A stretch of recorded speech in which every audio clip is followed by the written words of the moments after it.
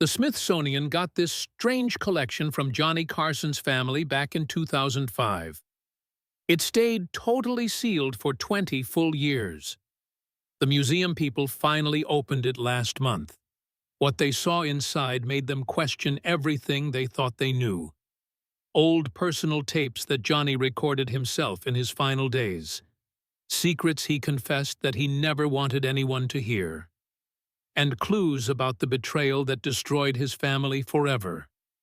Carson left hints about why he chose revenge instead of forgiving. The collection proves that the man America loved was hiding something terrible. Something that turns TV history completely upside down. Johnny Carson was born on October 23, 1925, in a super small town most people never heard of. Corning, Iowa. His dad, Homer Kit Carson, worked for the Iowa-Nebraska Light and Power Company, which meant the family moved around a lot. They kept jumping from town to town through Avoca, Clarinda, and Red Oak, finally settling in Norfolk, Nebraska, when Johnny was 8. That move happened in 1933, right in the middle of the Great Depression. Just a few years earlier, in the crazy 1920s, it felt like America was unstoppable. But by the time Johnny was old enough to understand things, everything had fallen apart. His dad's salary got cut by almost 40%. Neighbors were losing their farms. Families were selling their furniture just to buy food. Their house in Norfolk was only 1/500 square feet. For a little kid, it wasn't really about the size of the house. It was the awful silence at dinner when there wasn't enough to eat. And when your mom acts colder than ice, and your older brother and sister boss everybody around, a boy like Johnny had to find something else to hold on to. When he was 8, he found it. A beat-up magic book about magic at a friend's house. It grabbed him so hard he couldn't breathe until he got his own magic set. He saved coins, learned how to love properly. No award, no applause, no money ever fixed that hole. By age 7, Johnny was already working real jobs. Not pretend ones. Real ones. Delivering newspapers, doing yard work, taking any odd job. In the mid-1930s, 50 cents a day could mean the difference between having electricity or not. He learned early how important money was. That fear of losing it never left him. Even when he was making $5 million a year in the 1980s, he hated picking up restaurant checks. Friends said he hoarded money like crazy. Therapists called it trauma from childhood. Johnny never talked about it. He never forgot the sound of neighbors being evicted or the look in his dad's eyes when the paycheck was late. He wasn't just the youngest kid. He was the invisible one.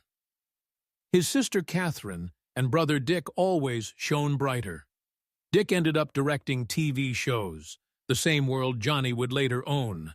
But as kids, Dick was the confident one. Johnny stayed quiet, unsure, watching. Ruth favored the older kids, or at least criticized them less. For Johnny, it meant growing up in the shadows. Those shadows followed him forever. He needed approval like air. Compliments made him uncomfortable. He never believed he was good enough, no matter how many people told him he was.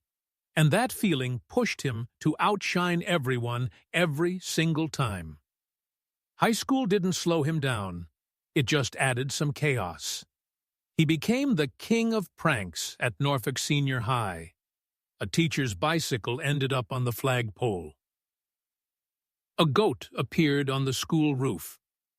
A cow got led up the stairs into the chemistry lab and stayed there all night. And who could forget the rotten egg bomb that emptied the entire school? Every prank showed courage, cleverness, and perfect timing. It wasn't random destruction. It was smart comedy in disguise. A practice for live TV long before cameras rolled. By 14, he was getting paid performances. He had a ventriloquist dummy named Eddie as his partner. He made fun of teachers on stage, got huge laughs, got detention, but kept going. After Pearl Harbor, patriotism was everywhere, and Carson's quick humor helped people smile during scary times. He started performing at churches and local events. The kid who used to practice alone in his room was now filling seats. In 1943, he graduated high school and joined the Navy at 18. He served on the USS Pennsylvania decoding Japanese messages during World War II. He wanted combat, but never saw it. Instead, he entertained the sailors with card tricks in the mess hall. In 1945, the Secretary of the Navy, James Forrestal, visited the ship, and Johnny did a card trick that impressed everyone. Officers told him he belonged in show business. That idea stuck with him. He performed on Guam, on tiny islands, in tents, anywhere he could. The war didn't give him medals, it gave him a stage. When he came home at the end of 1945, he went to the University of Nebraska in Lincoln. He studied radio and speech, wrote comedy sketches, and analyzed Jack Benny and Bob Hope routines for his thesis. It wasn't just schoolwork. It was a plan, a 45-minute recording called How to Write Comedy for Radio. Even then, he didn't guess. He studied timing, pauses, everything that makes people laugh. After graduating in '49, he got a $50-a-week job at WOW Radio in Omaha. He did the morning show, read news, told jokes, and once joked about cooking pigeons from the jail for corruption stories. His improvised lines were so sharp, they scared management. But the audience loved it. He still did magic shows for extra money. Omaha noticed. Then Hollywood noticed too. That same year, on October 3, 1949, he married Jody Walcott. They honeymooned in Los Angeles, and that trip changed everything. He landed a job writing physical comedy for the RB Ed Skelton Show. Pie fights, slapstick falls, all approved by Skelton himself. Suddenly, Carson was writing in Hollywood. But money was still tight. They lived in a tiny apartment with their new baby boy, Christopher. Long hours, new baby, big dreams. In 1951, he hosted a cheap TV game show called Got It. It was silly, low budget, and random. He once called an ant farm a vacuum cleaner for bugs. Ratings went up, but bosses wanted control. Johnny wouldn't follow the script. He got fired. The show failed, but his style stayed in people's minds. In 1953, he moved to Hollywood permanently and hosted Carson's Cellar on CBS local TV. Low budget, dim lights, simple jokes, but it let him be free. Big stars started showing up. Even young Steve Allen appeared for free. The apartment stayed small. Bills kept coming, but things were heating up. By 1954, he was writing for CBS's The Johnny Carson Show for $250 a week. He joked about Eisenhower's golf obsession, his first fight with censors. He learned to be clever but safe, funny but calm. That skill saved him many times. In 1955, Johnny Carson was still pretty unknown when he got a short variety show called The Johnny Carson Show. It aired Thursday nights at 10 o'clock p.m. Eastern from a theater in Los Angeles. Each episode was only 30 minutes and competed with much bigger shows. The show mixed comedy, music, and messy sketches run by 7 directors and written by 8 people. Ratings were bad. Sponsors ran away. But in one unplanned moment when a piano collapsed during a sketch, Carson improvised so smoothly, the audience exploded with laughter. He pretended to fight the piano like it was alive. That kind of quick thinking was super rare on 1950s TV. Even though the show only lasted 39 weeks and ended in March 1956, It quietly showed the magic Carson would later bring to late night. By 1957, Carson had moved to Los Angeles for good and got a weird daytime quiz show on ABC called Who Do You Trust? It aired at 3:30 p.m. weekdays, right after American Bandstand. Instead of boring questions, the show ran on Carson's playful flirting with sidekick Janice Page and his crazy idea to let contestants whisper answers in his ear. This created a fun, intimate vibe that was new for daytime TV. 3 couples competed for money, winners came back, and kids skipped school to watch. From 1957 to 1963, Who Do You Trust? Became a surprise hit, and Carson's clever jokes started reaching the whole country. But he didn't always play nice. Once he spilled coffee on purpose and mocked the sponsor's soap, saying it should clean the mess. The audience loved it. The sponsor was furious. He even got death threats. Carson defended himself publicly, saying if the soap really worked, his joke wouldn't hurt. The New York Times wrote about the fight. Biting the hand that feeds you was risky back then, but it showed America a new kind of host. Someone brave enough to speak truth. NBC noticed. In 1960, Carson started filling in on The Tonight Show for Jack Paar. When Paar walked off in 1962 over a censorship fight, NBC panicked. Carson hosted that night. He came out calm and joked that the control room put out fires with a water gun. Viewers loved it. That single night proved to NBC that Carson could handle the job. By October 1962, he was the permanent host. But Carson had one big demand. He wanted total control over his opening monologue. He wanted to write his own jokes. That freedom let him roast powerful people like when he mocked Nixon's emotional checkers speech. It wasn't just comedy. It was cultural commentary, and it made late-night TV the place where news could be funny, but still serious. Carson's influence was changing everything. When The Tonight Show started under him on October 1st, 1962, it was chaos. The New York studio was nervous. The band messed up. Equipment broke. Some crew members were so scared they wet their pants backstage. Carson pretended to cry in his opening, saying he wanted his mommy. But 7.7 billion people watched that night. Mel Brooks, Tony Bennett, and Groucho Marx were guests. NBC expected disaster, but Carson's nervous charm won every one. The 105-minute show became TV legend, even though only audio clips and a few photos survive. The original tapes were erased. 2 years later, in 1964, Carson had UFO believer George Adamski on the show. Adamski brought a photo he claimed showed Venus aliens visiting him, but Carson, the magic expert, came prepared. He used fake props and smoke machines to show holes in the story. He didn't humiliate the guy. He just used humor to gently expose the lie. The audience got it. Late night could be silly, but also smart. That same year, Carson asked NBC to move The Tonight Show to Burbank, California. He wanted Fridays off. NBC said no. The union demanded 5 days. Carson refused to back down. The show stopped airing for a week.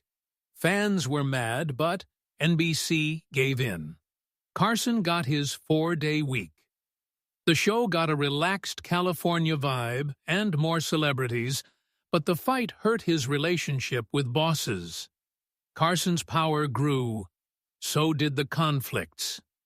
Later in 1964, Carson kept making fun of singer Wayne Newton's looks and voice. Newton was confused, then angry. In 1980, he stormed into Carson's office and threatened to fight him. The jokes stopped, but Carson held the grudge. Years later, when Newton bought the Aladdin Hotel, Carson made snarky comments on air. Newton sued NBC for $5.2 million and won. The verdict was overturned in 1990, but their feud lasted until Carson died, one of Hollywood's longest grudges. Carson messed up with others, too. In 1966, he tried a pilot called The Pet Set, where celebrities brought their pets. One time, a chimpanzee peed everywhere and caused total chaos. Carson learned the hard way that hosting is different from producing. He backed off, but the monkey story became a classic joke. Proof that even the king of late night couldn't control live animals. That same year, he created Karnak the Magnificent, a fake psychic in a giant turban who gave silly and swears to sealed questions. The audience went wild. Ed McMahon's loud, "Here's Karnak," became iconic, and lines like, "Sis boom ba," stuck forever. Every joke played with words, pop culture, and physical comedy. One night, Carson tripped on stage and broke his desk, and they kept it in the show. It became a classic clip. "May the bird of paradise fly up your nose" started as a Karnak curse and became a real hit song. It was stupid. It was brilliant. It was pure Carson. In 1971, Carson introduced Art Fern in the Tea Time movie sketches, a cheesy salesman with a bad toupee selling junk cars and hair products, always saying, "Keep slathering it on." Every segment ended with a joke about cutting the Carson off Carson. It was ridiculous, dirty, and a huge hit. Carol Wayne played the sexy matinee lady and fans adored her. When she died in 1985, Carson stopped the sketch for a whole year. Behind the laughs was real pain. In 1972, Carson had President Gerald Ford on and gave him a golf club as a gift. Ford knocked over a lamp. Carson quipped, "That's Ford's foreign policy right there." The joke spread everywhere before the internet even existed. It was light, but it stung. And Ford laughed along with the country. Carson's political jokes walked a fine line, but rarely went too far. That's why they worked. In 1973, Stump the Band started. Audience members tried to make the band play weird songs like My Dead Dog Rover. When they failed, Carson fined them $5. It became a favorite segment. Bad music plus sharp jokes equaled pure fun. By the mid-70s, Carson's power was untouchable. He made $4 million a year, like $19 million today.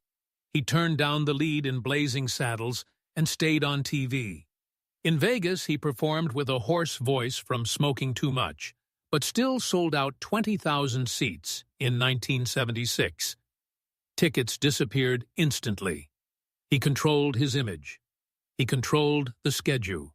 He controlled the night. Sometimes things got weird.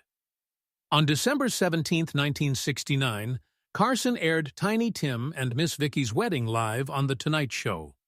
The stage had 10,000 tulips. Carson toasted them with milk and honey instead of champagne because of Tiny Tim's beliefs. The show got 45 million viewers, biggest late-night audience ever.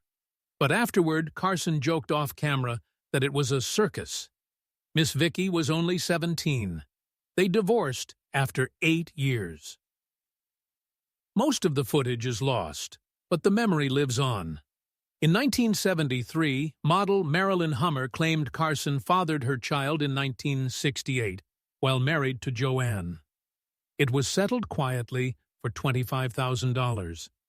Years later, his lawyer Henry Bushkin wrote about it in a book. The story had stayed hidden, but it hinted at Carson's double life. The perfect TV smile and the messy, real one. In 1982, he got arrested for drunk driving in Beverly Hills. His blood alcohol was Baba06. He lost his license. That night on air, he joked about it with a real police officer sitting next to him. Johnny Carson had perfected the image for years, the cool, quick guy behind the desk, always ready with a line. But underneath that polish was a storm he couldn't joke away. Drinking started slowly, mixed with late nights and lonely dressing rooms. By the end of his marriage to Joanne Copeland, it was harder to hide.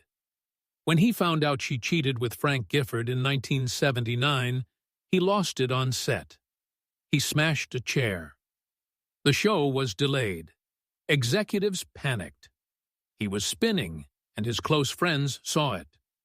The pressure of doing The Tonight Show every night didn't help.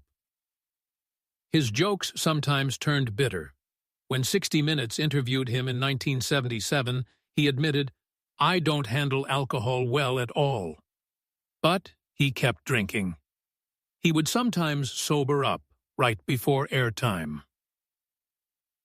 The world didn't see the pain in his eyes, but it was there. His staff walked on eggshells. The press ignored it, but the arrest was real. In 1981, Martin Scorsese offered him the lead in The King of Comedy, a talk show host breaking down under fame and obsession. Carson read it and said no. He told friends it was too close to home. The character's fear of becoming irrelevant hit his own fears. He couldn't do it. He refused to let the world see what he really felt. When Jerry Lewis took the role and critics loved it, Carson felt the sting. The movie mirrored his own struggles. It forced him to face how fragile his success was, how little control he had over what people saw, and who he really was. Some darkness even fame couldn't fix for Carson. His son Rick had struggled with mental health for years, going in and out of hospitals. Carson stayed distant. He rarely visited. Some said it was shame. Others said fear. Then in 1991, Rick's car went 125 feet off a cliff near Morro Bay. He was 39. The shock broke something in Johnny. For the first time on air, he broke down. He tried to talk about Rick and couldn't. 5 million people watched a man who was always in control fall apart. Friends said he never recovered. He buried the pain until it was too late. And when it came out, it crushed him. His marriage to Alexis Moss in 1987 was supposed to be peaceful, a new start. But it started with anger. 3 weeks into their honeymoon cruise near Italy, she said something he didn't like. He snapped. "If you say that again, we won't last another 3 weeks." She was shocked. But people close to them weren't surprised. He could be moody, controlling, quick to anger. He could warm up a microphone but freeze out people. The marriage lasted, but the warning signs were there. Even in happy moments, Johnny Carson couldn't escape the pain inside him. He started doing only 4 Tonight Shows a week by 1987, but the damage was building. He smoked non-stop, coughing so hard during tapings he needed cough drops to talk to guests. His staff said the cough became constant. Off camera, he worried about his voice all the time. He knew what was at stake. For a man who lived on timing and livery. Losing his voice meant losing everything. That fear never left him. It ate at him quietly, just like the cigarettes were slowly closing his lungs. On May 22, 1992, he said goodbye. 30 years, about 4,500 shows. He ended it his way, or so it looked. Really, NBC was pushing Jay Leno, and Carson felt it coming. He announced his retirement at an advertiser meeting, not on the show. It shocked everyone. His final episode had no guests, no big celebration, just Johnny. 50 million people watched. Some say 55 million. At the end, he said, "I bid you a very heartfelt good night." Then he walked off alone. Backstage, he cried. Later he said, "It was like losing a limb." Rival networks went dark as a tribute. It really felt like the end of an era, because it was. After retiring, he almost never appeared in public. One rare time was hosting the Oscars in 1993, where he made fun of Bob Hope's age and got huge laughs. But behind the jokes was bitterness. He never forgave NBC or Jay Leno. In private letters, he called Leno a thief. He completely ignored him. Instead, he quietly sent jokes to David Letterman, the guy he thought should have gotten the show. Carson stayed out of sight, but the betrayal hurt deep. In 1994, emphysema was diagnosed. Payback for smoking 4 packs a day. He quit immediately, but the damage was done. His lungs were ruined. He spent time writing old-age jokes, but only shared them with close friends like Bob Newhart. They never aired.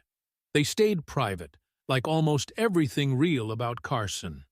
He knew the end was near, and he faced it quietly, the way he always did.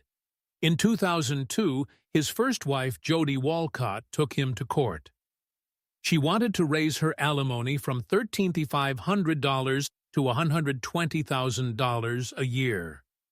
Carson was furious. He pointed out she had $388,000 saved and an apartment in New York. He had already paid her $765,000 total. The judge sided with him, but Carson hated the publicity. He settled fast, but his private writings showed pure anger. He hated anything that ruined his perfect image. He wanted privacy. This took it away again. He died on January 23, 2005 in Los Angeles. He was 79. Emphysema took what no critic, no scandal, no lawsuit ever could. He was cremated quietly, but the shock came later. His fortune was over $156 million. His 3 sons got nothing. Years of distance led him to cut them out completely. Instead, he left $35.2 million cash and $121.2 million in investments to the John W. Carson Foundation. It became the richest celebrity charity ever. He gave $4 million to Children's Hospital Los Angeles, $100,000 to the LA Free Clinic, and $125,000 to Planned Parenthood education programs. The 2010 tax records proved it. The man who hid his pain from the world made sure his name would keep helping long after he was gone. And somewhere in Kansas, 4,000 episodes of The Tonight Show are stored in an underground salt mine hundreds of feet deep. The temperature stays perfect. The air is dry and still. Every tape is safe. Some clips have never been seen. Carson laughing at a joke that got cut, messing up and making it funnier. In July 2025, 50 of these lost moments will air on Shout TV. It's like he comes back for a minute from the grave. That same year, on October 24, 2025, the Museum of Broadcast Communications in Chicago opened a huge exhibit for what would have been Carson's 100th birthday. It has his Karnak turban, favorite props, and clips that shaped 30 years of laughter. The exhibit runs until January 2027. And inside all the celebration are the ghosts of the complicated man who created it all.